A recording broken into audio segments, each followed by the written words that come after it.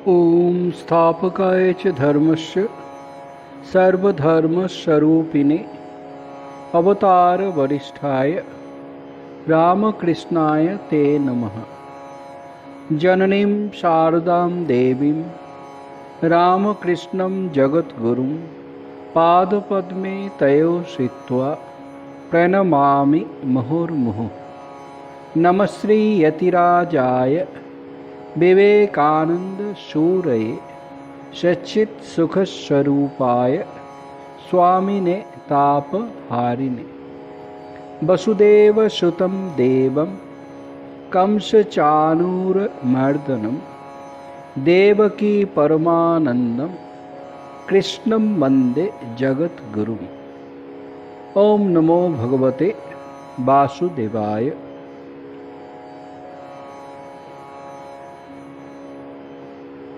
মহাবীর অর্জুন তার মনে সংশয় এসছে, যুদ্ধ করবেন কি করবেন না।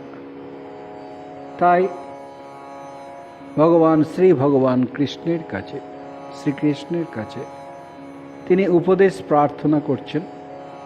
বলছেন, আমি তোমার শিষ্য, আমাকে উপদেশ দাও। তখন ভগবান প্রথমে উপদেশ দিয়েছেন আত্মতত্ত্ব ব্যাখ্যা করে, আত্মার স্বরূপ বলে। দেহি জন্ম হয়, মৃত্যু হয়, আত্মার জন্ম হয় না, মৃত্যু হয় না। সুতরাং সেই দৃষ্টিতে মৃত ব্যক্তির জন্য শোক প্রকাশের জ্ঞানীর কাছে অবসর থাকে না। কিন্তু এই যে তত্ত্ব, এ তত্ত্ব বোঝা, জীবনে পালন করা কঠিন। কারণ আত্মজ্ঞান না হলে শুধুমাত্র বুদ্ধি দিয়ে বিচার করলে হবে না, ভেতরে অনুভব করতে হবে। যেমন আমরা অনুভব করি যে অগ্নির দাহিকা শক্তি আছে, যদি আমি আগুনে হাত দিই হাতটা পুড়ে যাবে। এরপরে ভগবান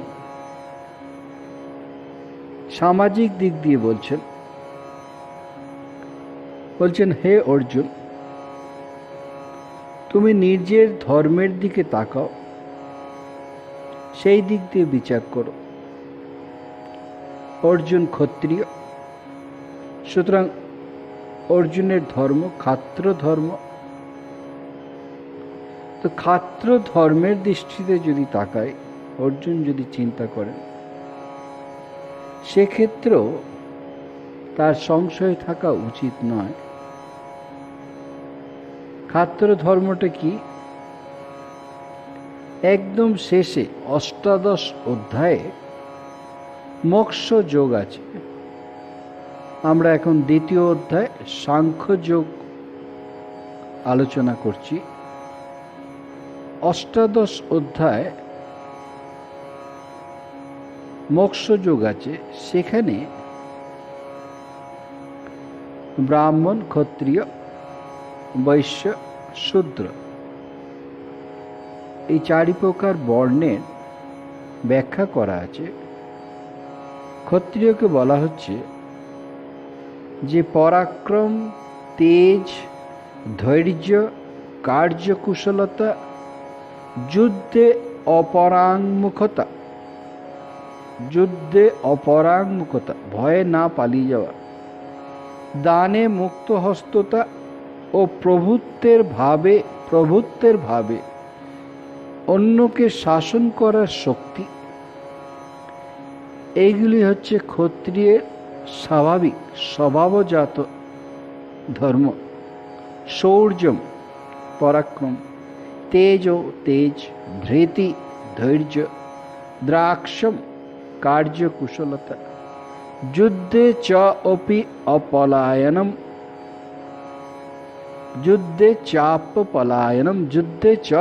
অপলায়নম, যুদ্ধে অপরাঙ্গমুখতা, দান মুক্ত হস্ততা, ঈশ্বর ভাবশ্চ, ঈশ্বর ভাবশ্চ মানে প্রভুত্ব, প্রভুত্ব করে অন্যকে শাসন করা। শাস্ত্রম কর্ম স্বভাবজম, এগুলি হচ্ছে ক্ষত্রিয়ের কর্ম। স্বভাবজম, স্বাভাবিকভাবে, চাপিয়ে দেওয়া হচ্ছে না। তার যে মানসিক গঠন, সেই মানসিক গঠনে এইগুলি করে। শৌর্যম তেজ ধৃতি দ্রাক্ষম যুদ্ধে চাপ পলায়নম দানম ঈশ্বর ভাবস্য শাস্ত্রম কর্ম স্বভাবজম। অষ্টাদশ অধ্যায়ে 43 নম্বর শ্লোকে এটি আছে। যাই হোক, ভগবান বলছেন অর্জুনকে, তোমার নিজের ক্ষাত্র ধর্মের দিকে তাকিয়ে চিন্তা করো। ক্ষাত্র ধর্মে ধর্মযুদ্ধ অপেক্ষা ক্ষত্রিয়ের আর কোনো শ্রেয় নেই। এটাই সব থেকে তাদের বেশি শ্রেয়, যে ধর্মযুদ্ধ করা। স্বধর্মম অপি চাবেক্ষ ন বিকম্পিতুম অর্হসি, যদি তোমার স্বধর্মের দিকেও তাকাও, ন বিকম্পিতুম অর্হসি, তোমার কম্পিত হওয়ার কিছু নেই, অর্থাৎ তোমার দ্বিধা থাকার কিছু নেই। ধর্মাধি যুদ্ধাৎ, ধর্মযুদ্ধ থেকে, ধর্মাধি যুদ্ধাৎ শ্রেয় উন্নত ক্ষত্রিয়স্য ন বিদ্যতে, ক্ষত্রিয়ের পক্ষে ধর্মযুদ্ধ থেকে অন্য কিছু শ্রেয় নেই। এখন স্বধর্ম, স্বধর্ম মানে হচ্ছে ক্ষত্রিয় ধর্ম, অর্থাৎ আপন আপন নিজ বর্ণ ও আশ্রমের যোগ্য কর্ম, নিজ বর্ণ ও আশ্রমের যোগ্য কর্ম। ব্রাহ্মণ, ক্ষত্রিয়, বৈশ্য, শূদ্র, নিজ বর্ণ ও আশ্রমের যোগ্য কর্ম।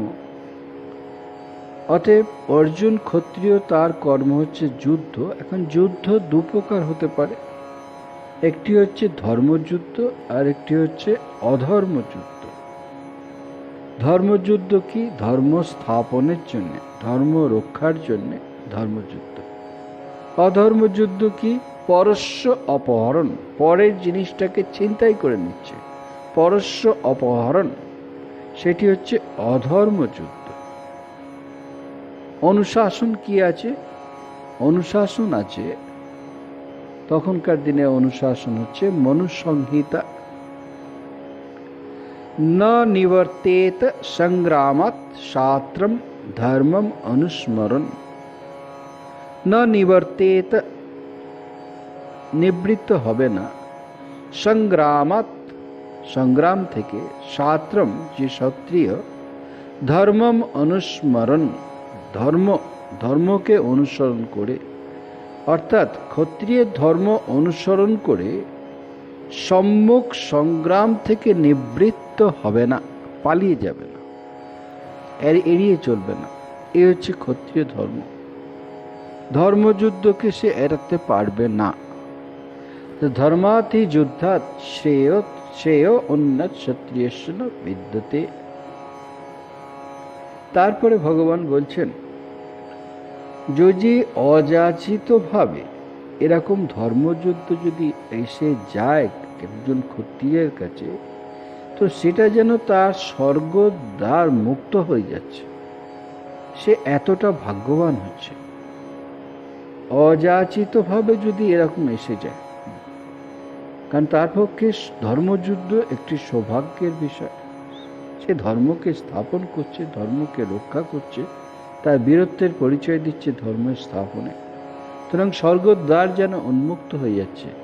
যদৃচ্ছয়া চৌপপন্নম, স্বেচ্ছায় যদি চলে আসে, স্বর্গদ্বারম অপাবৃতম, স্বর্গদ্বার যেন উন্মুক্ত হয়ে যাচ্ছে। সখিনা ক্ষত্রিয় পার্থ, পার্থ ক্ষত্রিয় সে সুখী হয়। লভন্তে যুদ্ধম ঈদৃশম, এই প্রকার যদি যুদ্ধ সে পায়, অর্থাৎ ধর্মযুদ্ধ যদি আপনা আপনি তার থেকে আসে, তখন সেটা তার গৌরবের বিষয়, কারণ এর দ্বারা সে সুযোগ পাচ্ছে ধর্মকে প্রতিষ্ঠা করা, ধর্মকে রক্ষা করা। এখন দুর্যোধন যুদ্ধ করছেন, অর্জুন আদি যুদ্ধ করছেন, দুর্জনাদি যুদ্ধ করছেন। দুর্যোধনের যুদ্ধ হচ্ছে বিদ্বেষ বুদ্ধিবশত,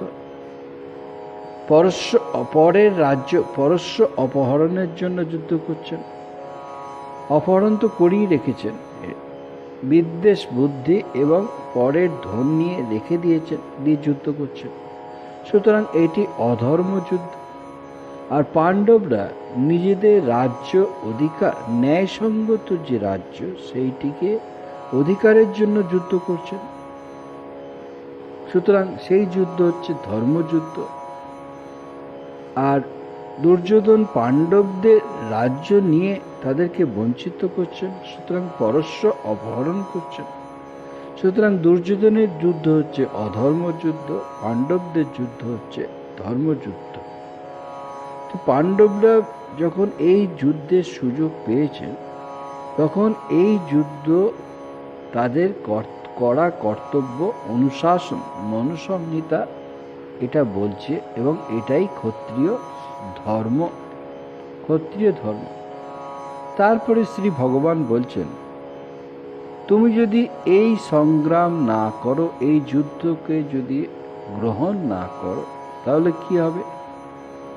তোমার স্বধর্ম বিচ্যুত হয়েছে, তুমি স্বধর্ম থেকে বিচ্যুত হচ্ছ, এক।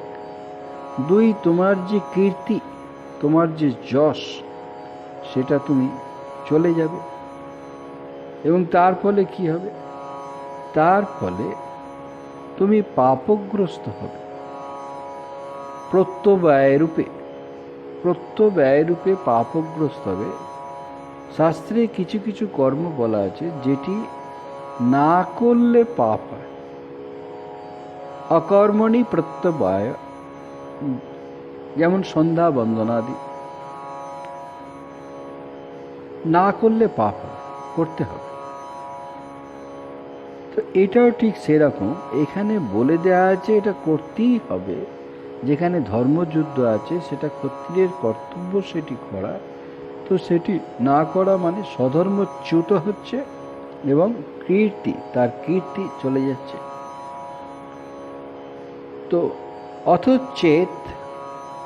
অথ চেত্তম ইমম ধর্মম সংগ্রামম ন করিষ্যসি, যদি তুমি এই ধর্ম সংগ্রাম না করো, অথ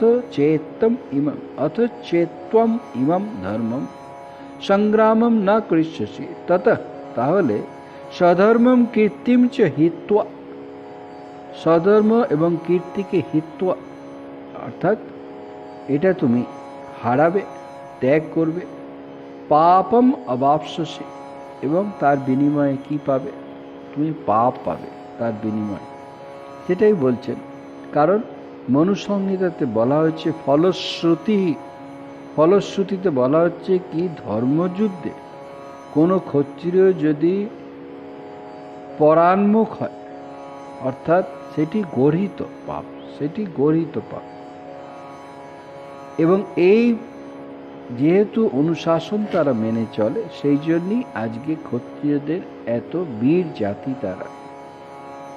এবং ক্ষত্রিয়দের পক্ষে যুদ্ধক্ষেত্রে প্রাণ ত্যাগ, সে জিতলো কি হারলো বড় কথা না।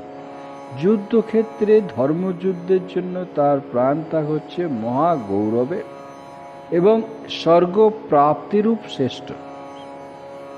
এর দ্বারা স্বর্গপ্রাপ্তিও করায় এবং মহা গৌরবে। সেই জন্যে বলছেন, অথ চেত্তম ইমম ধর্মম সংগ্রামম ন করিষ্যসি তত স্বধর্মম কীর্তিম চ হিত্বা পাপম অবাপসসি।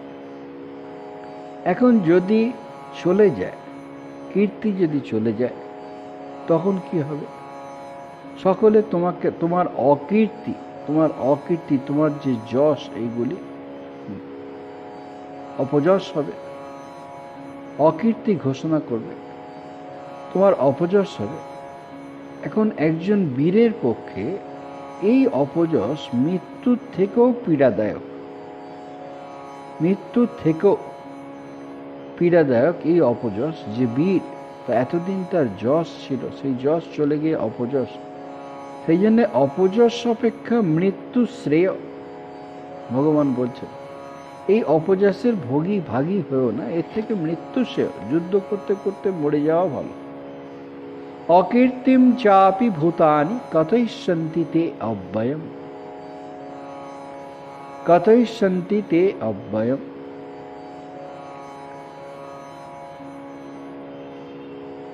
তারা অকীর্তিম চ ভূতানি, সকলে এই অকীর্তির কথা ঘোষণা করতে থাকবে।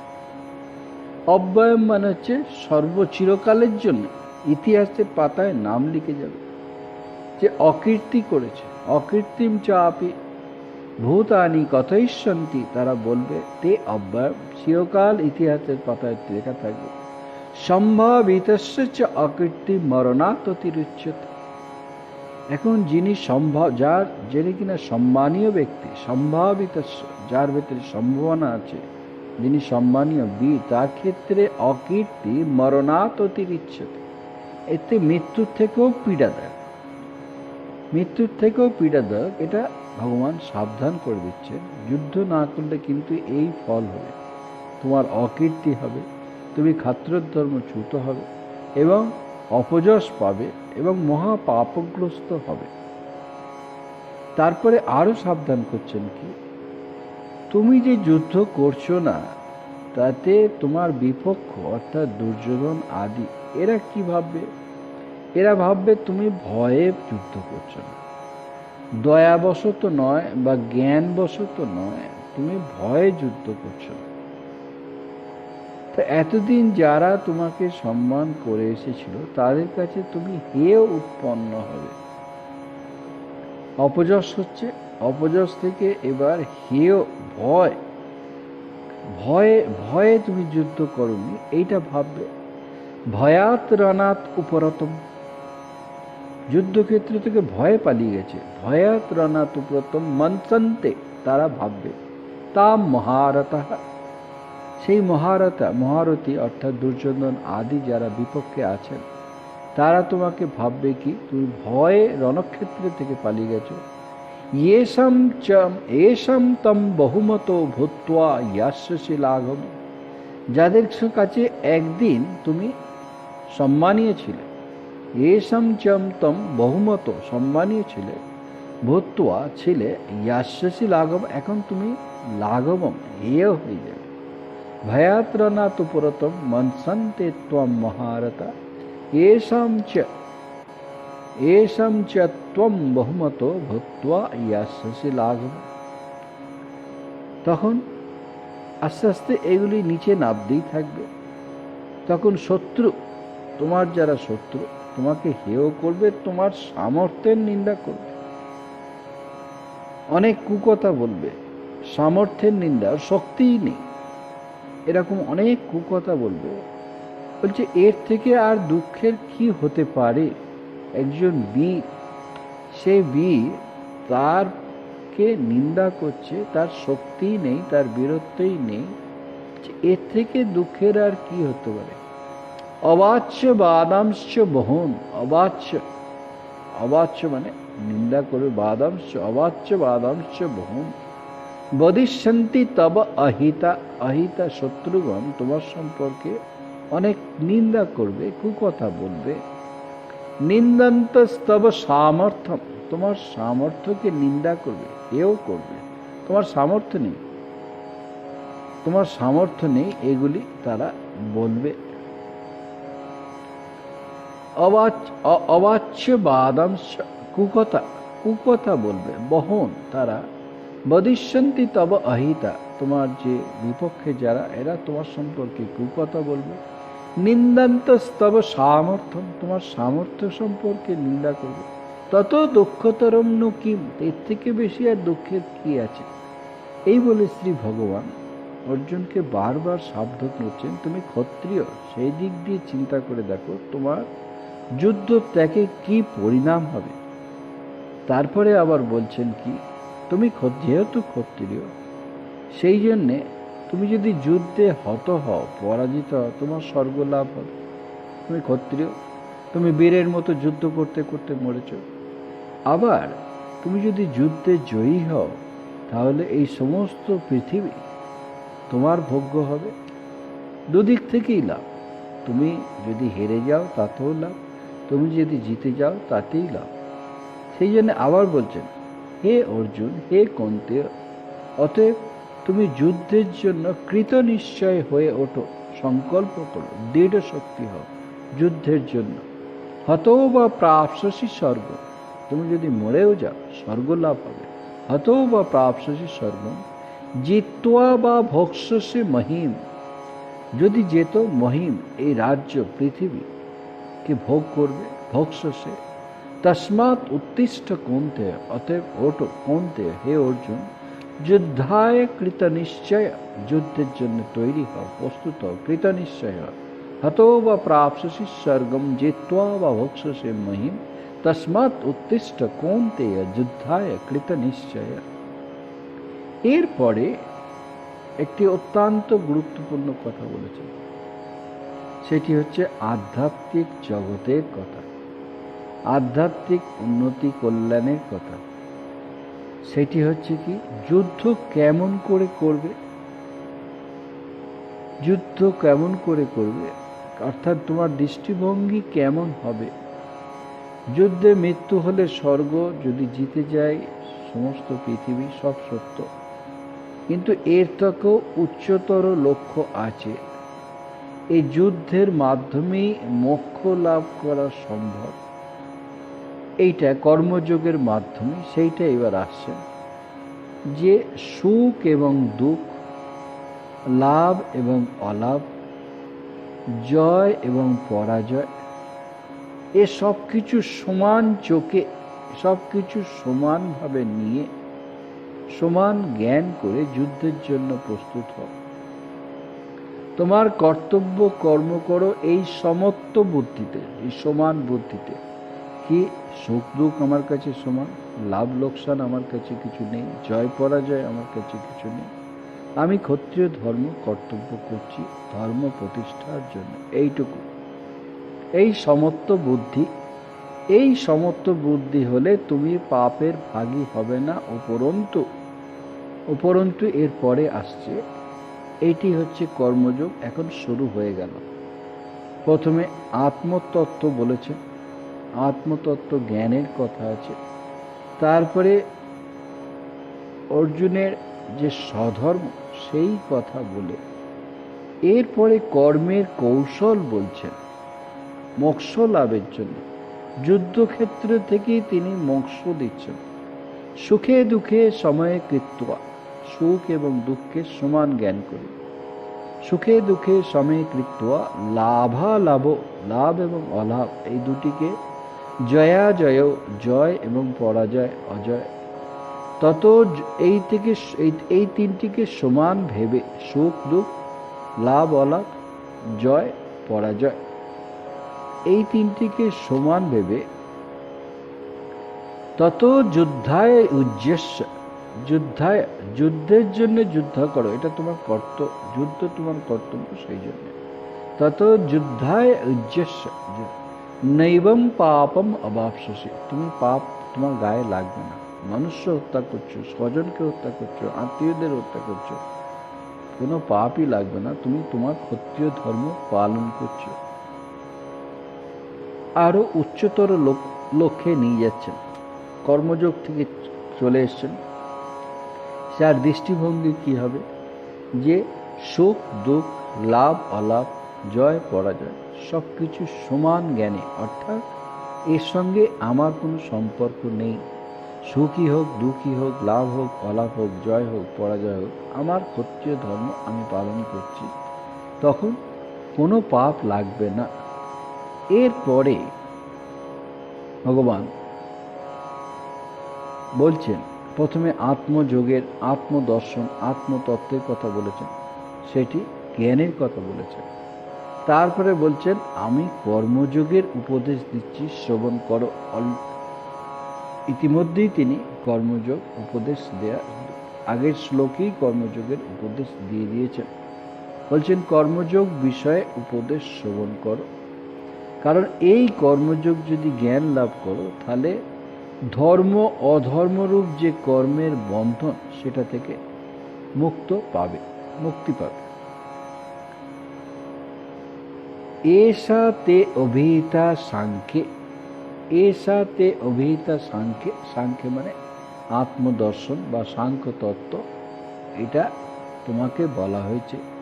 বুদ্ধিযোগে তু ইমাম শৃণু, বুদ্ধিযোগে তিমাম শৃণু, বুদ্ধিযোগে তু ইমাম। এখন বুদ্ধিযোগ মানে হচ্ছে কর্মযোগের কথা শোনো। বুদ্ধায়ুক্ত ইয়া পার্থ, বুদ্ধা এই বুদ্ধির দ্বারা, অর্থাৎ কর্মযোগে ওই যে আগে বলা হলো সমত্ব ভাব, সেই সমত্ব ভাবে সব সমান, জয় পরাজয়, লাভ লোকসান, সুখ দুঃখ সমান, এই বুদ্ধির দ্বারা, বুদ্ধিয়া যুক্ত ইয়া, যে বুদ্ধির দ্বারা পার্থ কর্মবন্ধন প্রহাস্যসি, তুমি কর্মবন্ধন থেকে মুক্ত হবে।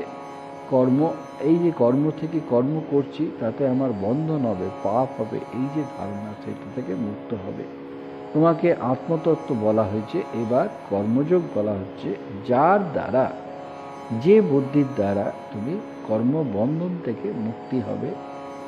এটা কিন্তু ধর্মের কথা, এবার আধ্যাত্মিক কথা শুরু হয়ে গেছে, যেখানে কিনা এই কর্মযোগ থেকেই মোক্ষ আসছে। এষা তে বিহিতা সাংখ্যে বুদ্ধি যোগে তিমাম শৃণু, বুদ্ধিয়া যুক্ত ইয়া পার্থ কর্মবন্ধন প্রহাস্যসি। আমাদের যে ধর্ম প্রাচীন, আমাদের যে সনাতন ধর্ম, সেখানে প্রধানত দুটি মার্গ, একটি হচ্ছে জ্ঞান মার্গ, একটি হচ্ছে কর্ম মার্গ।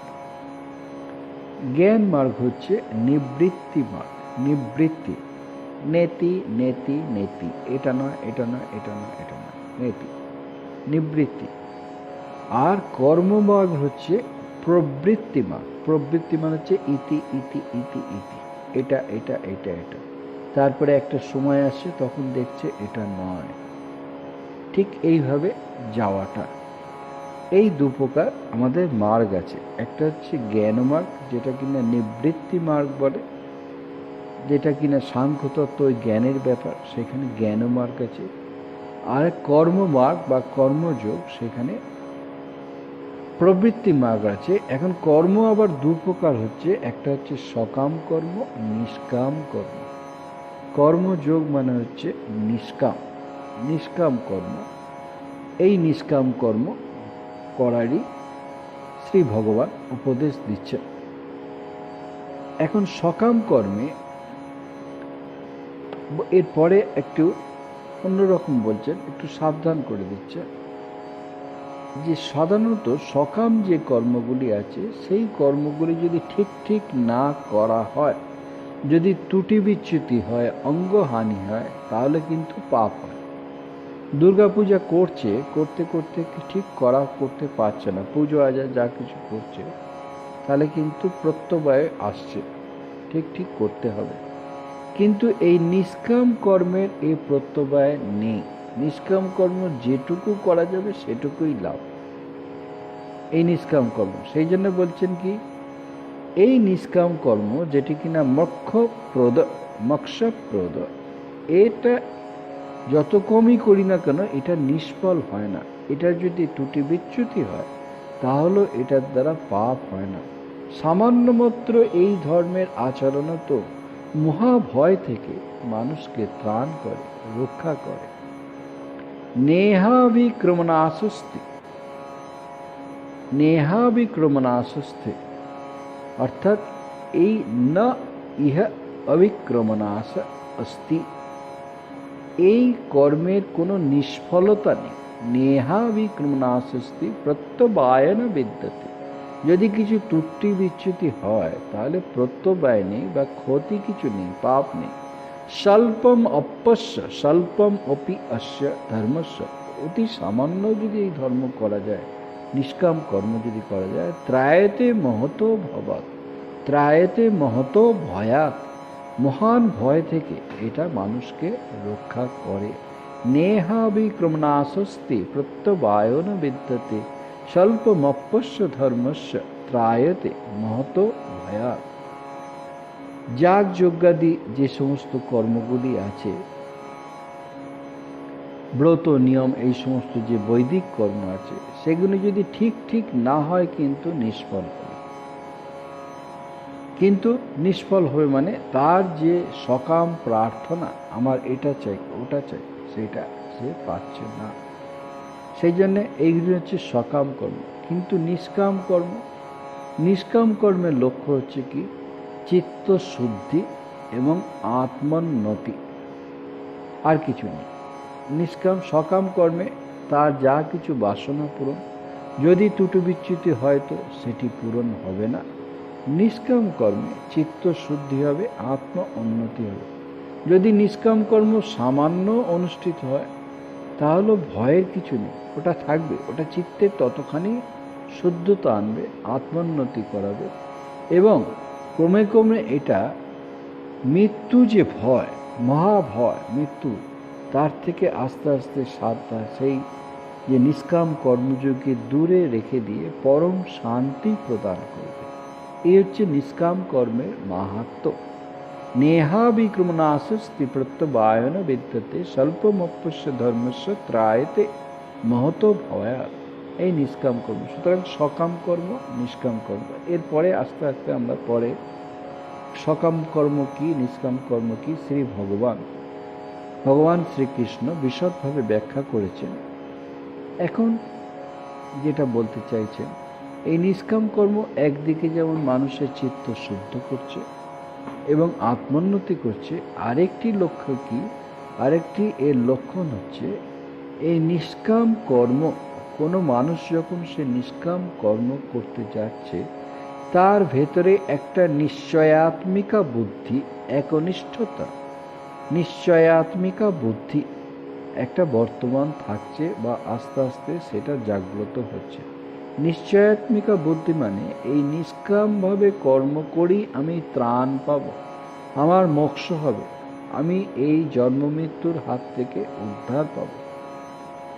এই হচ্ছে নিষ্কাম কর্মের আরেকটি লক্ষণ। এটা মনের ভেতরে স্বাভাবিকভাবেই আসবে, নিশ্চয়াত্মিকা বুদ্ধি। নিষ্কাম কর্মযোগ যেই করছে তখন তার ভেতরে আমি ত্রাণ পাব, আমি উদ্ধার হব, আমার মোক্ষ লাভ হবে, আমি ভগবানের আশ্রয়ে যাব, আমি ভগবানকে পাব।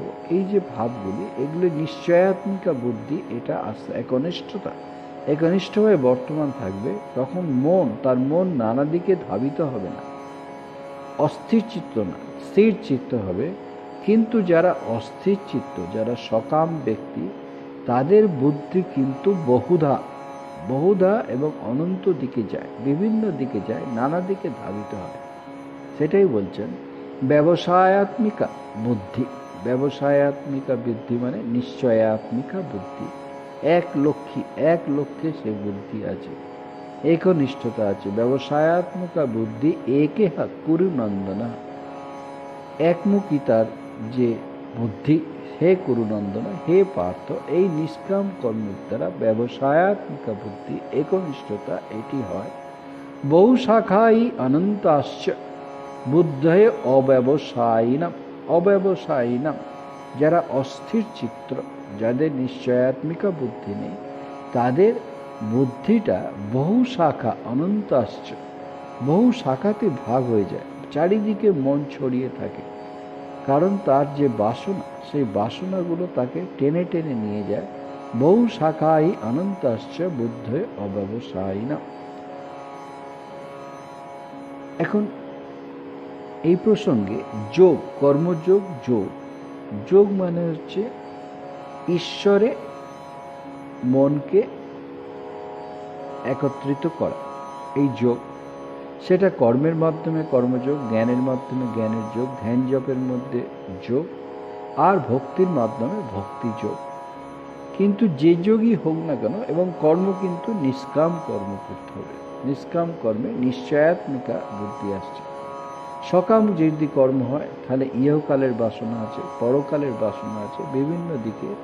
একমাত্র ঈশ্বর লাভে, ব্রহ্ম লাভে, আত্মদর্শনে মানুষের শান্তি, বিষয়েতে অশান্তি। এই প্রসঙ্গে ঠাকুর শ্রী রামকৃষ্ণ দেবের উক্তিটি, একটা সুন্দর উক্তি আছে। ঠাকুর উপমা দিয়ে বোঝাচ্ছেন, নিক্তি মানে ওজন, নিক্তির একদিকে ভার পড়লে নিচের কাঁটার উপরের কাঁটার সঙ্গে এক হয় না। নিক্তির একদিকে ভার পড়লে নিচের কাঁটা উপরের কাঁটার সঙ্গে এক হয় না। নিচের কাঁটাটি হচ্ছে মন, দুটি কাঁটা আছে, উপরের কাঁটা নিচের কাঁটা, তো নিচের কাঁটাটি হচ্ছে মন, উপরের কাঁটাটি ঈশ্বর। নিচের কাঁটাটি উপরের কাঁটার সঙ্গে এক হওয়ার নাম যোগ। এই মনের সাথে ঈশ্বরের যে যোগ সেটি হচ্ছে নিচের কাঁটাটি উপরের কাঁটার সঙ্গে এক হওয়ার নাম যোগ। ক্ষণকাল তার সঙ্গে যোগ হলেই মুক্তি। ঠাকুর বলছেন ক্ষণকাল তার সঙ্গে যোগ হলেই মুক্তি। যোগের উদ্দেশ্য জীবাত্মা ও পরমাত্মার যোগ।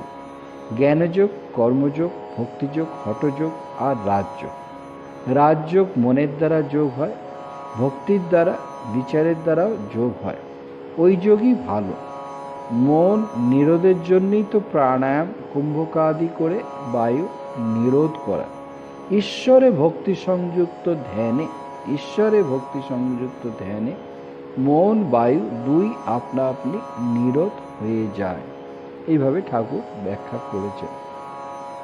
যাই হোক, ভগবান স্বধর্ম থেকে, অর্জুনের স্বধর্ম থেকে তারপরে মোক্ষ লাভের উপায় সেখান থেকে বলে নিষ্কাম কর্মযোগে অর্জুনকে উপদেশ দিচ্ছে।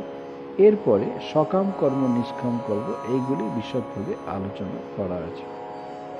ওম শান্তি শান্তি শান্তি। হরি ওম তৎসৎ।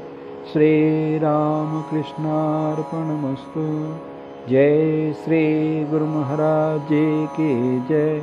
जय महामाई की जय। जय स्वामी जी महाराज जी की जय।